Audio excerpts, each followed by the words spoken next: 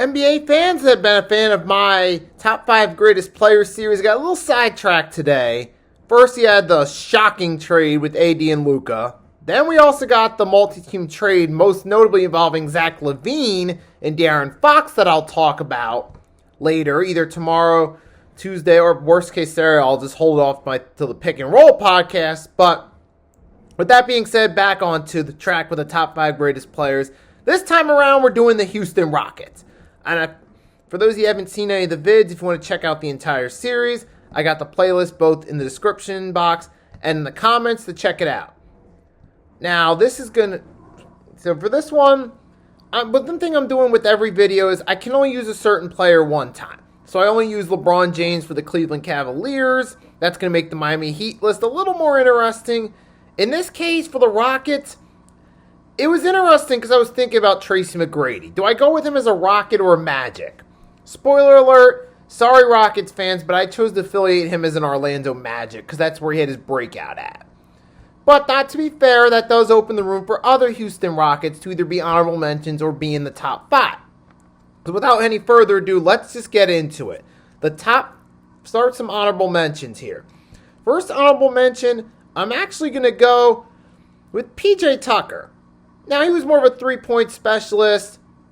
You know, he was a solid player for the Rockets. During that short stint he was there, he played a role in that 2017-2018 season where they made it to the conference finals behind MVP James Harden, who will be on this list. I know Rocket fans aren't too fond of Harden based off the fallout, but hey, it is what it is. And PJ Tucker was a solid player for you guys, at least worth a mention. And then you got another one. This is going back to the old school days. You had a point guard by the name of Calvin Murphy from the late 70s into the early 80s. Now, he was a one-time All-Star. He was a solid all-around player on both sides of the ball for the Rockets during the San Diego into Houston years. Wasn't a great player, but was still solid, at least worthy of an honorable mention. Another one is Otis Thorpe, who longtime Rockets fans from those 90s championship teams will remember. You remember that one year he had a 40-point game. He also has the highest field goal percentage, or did at one point in Rockets history, if I'm not mistaken. Thorpe was a power forward / center. Now, not the greatest player ever, but he was a solid player. He still made an all-star team in 92 with the Rockets, at least worthy of a mention. Now on to the top 5, starting with Steve Francis. He was initially drafted by the Vancouver, now Memphis Grizzlies. Then there was a big trade involving 11 people. Francis played for the Rockets. He had his breakout there. Multi-time All-Star, all-around flashy, skilled player. I'm putting Francis as a Rocket because that's where his best years came. And he was he was the redeeming quality for the Rockets during a time period in the late 90s and the early 2000s where they fell off the map. Hakeem started to get older. The super team didn't work with him, Barkley, and Clyde, and then eventually Scottie Pippen. That whole deal didn't work, but Steve Francis was a good player for the Rockets, and he at least gave them some light during a down period. It looked like he was going to be the guy to lead the way with Yao Ming, but then the T-Mac trade happened. But during his time, Steve Francis was a good player for the Rockets. Somewhat of an underrated gem, I would say. Now moving on to number 4. I'm going to go Yao Ming. And the only reason I go with him at number 4 is because while he was dominant when healthy, his career was kind of shortened, and the Rockets never really had a big run with him leading the way in the playoffs. Like, they made it past the first round one time, I believe. Was that when he was... I think, no, T-Mac may have been injured. Yao was healthy or something along those lines, but the only reason I have a number 4 is because his career didn't last as long due to injuries. They never had any deep playoff runs. Whereas with the final 3, all of them at least had a deep playoff run during their tenure with the Rockets. But Yao Ming was a presence to be felt with. He was a dominant defensive player. You guys remember his rookie year when Shaq tried to bully him and he took it to Shaquille O'Neal and he made the statement that he arrived. But when he was on the court, he was on his A game. He was a shot blocking machine. He could get those easy dunks on you inside the paint. And you had to build your offensive strategy around Yao Ming when he was in the paint on defense. And he was that dominant force for the Houston Rockets. But unfortunately, like I said, injuries got the better of him, and it only got him so far. But certainly a phenomenal player for his time when he was healthy. Definitely worthy of acknowledgement as one of the top 5 Rockets of all time. Number 3, I'm going to go with Ralph Sampson.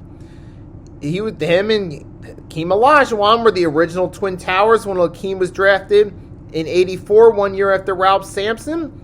Those two dominated for the time they were on the court, and Ralph Sampson was also a dominant big man. Somewhat a guy that a lot of people, younger fans, probably forget, don't realize who he was. They know what Hakeem is, but they don't realize who Ralph Sampson was. And before injuries slowed him down in the late 80s, he was a key contributor to that Rockets rebuild, and they did make a finals under him and Hakeem in '87, but fell short to the Boston Celtics. But that duo with Ralph and Hakeem was dominant for the time it lasted, and it helped lead to a finals run. No doubt one of the best big men of the Houston Rockets history, and one of the best, did have a dominant run as a big man before injury slowed him down. Kind of a shame, but hey, he was that guy for the Rockets that started it all in the Hakeem era and put the Rockets on the map as contenders. Unfortunately, by the time they did win the 2 finals in the 90s, he was out of the picture, but he was there at the start. And now I'm going to go with number 2. Some of you guys might think he's a little bit too high, but I'm going to go with James Harden, because as soon as he came in, the entire time he was leading the Rockets, this was a Rockets team that was rebuilding after Yao Ming had to retire early. They needed to find someone. James Harden came in and took over as that superstar, and even led the Rockets to a conference finals appearance against the Warriors in 2018, who won a regular season MVP. I'm going to put Harden over Ralph because as an individual player, I feel Harden did more to help the Rockets during his tenure before the fallout happened. Now, some Rockets fans may think I'm ranking him too high for personal reasons or per preferences, but hey, that's your preference. We're allowed to disagree in this one. That's perfectly cool, but I put him personally as my number 2 because of his impact he had when he was on his game before he started to get out of shape and eventually screwed him over. And plus, out of all the teams Harden played for, he played his longest with the Rockets. But yeah, he was certainly an impact player for them. He became the superstar they needed. They couldn't quite get over the hump and end on bad terms, but he was a vital part of that team. Now, on to number 1. You guys know who this is. Hakeem the Dream Olajuwon. But before I do that, there's one more honorable mention I forgot, and that's Kenny the Jet Smith. He was a contributor to those championship teams in the mid-90s. He wasn't the greatest player in the world, but he was still a good player that contributed, at least worthy of an honorable mention. Now on to number 1, Hakeem the Dream Olajuwon, number 1 pick in the '84 draft over Jordan, led the Rockets to 3 finals appearances, 2 wins back-to-back, 94 and 95. In between those 2 Bulls three-peats. And it's crazy to think about it. Here's the number 1 thing that stands out most about the Dream. He was picked number 1 over Michael Jordan, and nobody gives the Rockets flack for picking him over them. That's one sign right there. It's an all-time great. Not to mention, Hakeem was also, what is that correct? If I'm mistaken, how many times did he win Defensive Player of the Year? What was he? He was a 12-time All-Star during that time with them. 4-time Defensive Player of the Year. And won the Finals MVP both times. Easily the greatest and most dominant player in Houston Rockets history. So that's my list for you.